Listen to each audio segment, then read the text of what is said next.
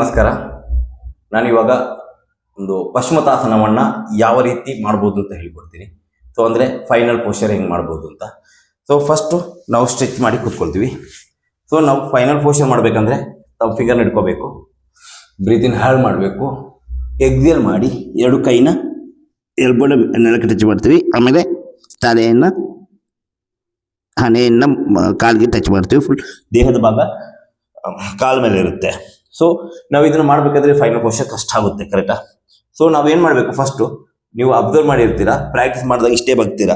So ಹಿಂಗೆ ಮಾಡಿದರೆ ಇದು ನಿಮಗೆ ಆಗಲ್ಲ.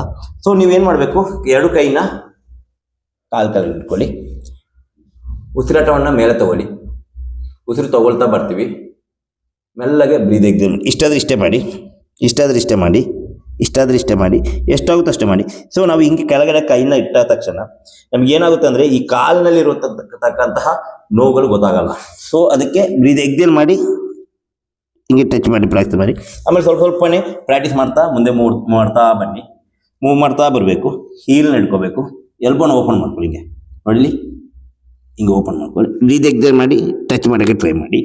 ಅದಾದಮೇಲೆ ಫಿಂಗರ್ನ ತಮ್ಮ ಫಿಂಗರ್ ಇಟ್ಕೊಳ್ತೀವಿ, ಬ್ರೀತಿನ ಹಾಳಾಗುತ್ತೆ, ಎಲ್ಬೋನ ಹಿಂಗೆ ಓಪನ್ ಮಾಡಿ. ಆವಾಗ ಏನಾಗುತ್ತೆ, ಬಾಡಿ ಮತ್ತು ಈ ಭಾಗ ಫುಲ್ ಸ್ಟ್ರೆಚ್ ಆಗುತ್ತೆ.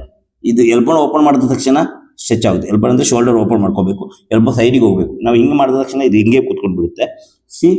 ಸ್ಟ್ರೆಚ್ ಆದಾಗ ನಿಮ್ಮ ಬಾಡಿ ಕೂಡ ಸ್ಟ್ರೆಚ್ ಅಪ್ ಆಗುತ್ತೆ. ನಾವು ಏನು ಮಾಡ್ತೀವಿ, ನಾರ್ಮಲ್ ಆಗಿ ಬ್ರೀತಿನ ಹಾಳು ಮಾಡ್ತೀವಿ, ಎಕ್ಸೇಲ್ ಮಾಡಿ ಹಿಂಗೆ ಮಾಡ್ತೀವಿ.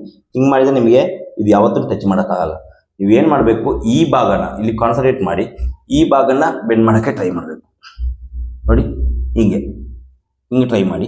ಸೊ ಹಿಂಗೆ ಮಾಡೋಕ್ಕೆ ಹೋಗಬೇಡಿ, ಮುಂದೆ ಮೂವ್ ಮಾಡಿ, ಬಾಡಿನ ಮುಂದೆ ನೋಡೋ ಥರ ಇರಿ. ಹಣೆನ ಟಚ್ ಮಾಡಬೇಕಂತ ಟ್ರೈ ಮಾಡಿದ್ರೆ ಹಿಂಗೆ ಇರುತ್ತೆ. ನಾವು ಹಿಂಗೆ ಮಾಡಬೇಕಂದ್ರೆ, ಫುಲ್ ಸ್ಟ್ರೆಚ್ ಮಾಡಬೇಕಂದ್ರೆ ಬಾಡಿನ ಮುಂದೆ ನೋಡ್ಕೊಂಡು ಮಾಡಿ. ಕಾಲನ್ನ ಹಿಂಗೆ ಇಟ್ಕೊಳ್ಳಿ, ಬೆಂಡ್ ಮಾಡಿ. ಇದು ಹಿಂಗೆ ಬರುತ್ತೆ. ನಾವು ನೋಡಿ, ಇದು ಹಿಂಗೆ ಇರುತ್ತೆ. ಕುತ್ತಿಗೆ ಹತ್ರ ನೋವಾಗುತ್ತೆ, ಇಲ್ಲಿ ನೋವಾಗುತ್ತೆ, ಕಾಲ ಹತ್ರ ನೋವಾಗುತ್ತೆ, ಆಯ್ತಲ್ಲ? ಸೊ ಈಸಿಯಾಗಿ ಮಾಡಿ. ಸೊ ಇದನ್ನು ಕೂಡ ಡೈಲಿ ಪ್ರಾಕ್ಟೀಸ್ ಮಾಡಿ. ನಿಮ್ಗೆ ಯಾವ ಪಶ್ಚಿಮೋತ್ತಾಸನ ಕರೆಕ್ಟ್ ಪೋಸ್ಚರಲ್ಲಿ ಕೂರಿಸ್ಕೋಬೋದು.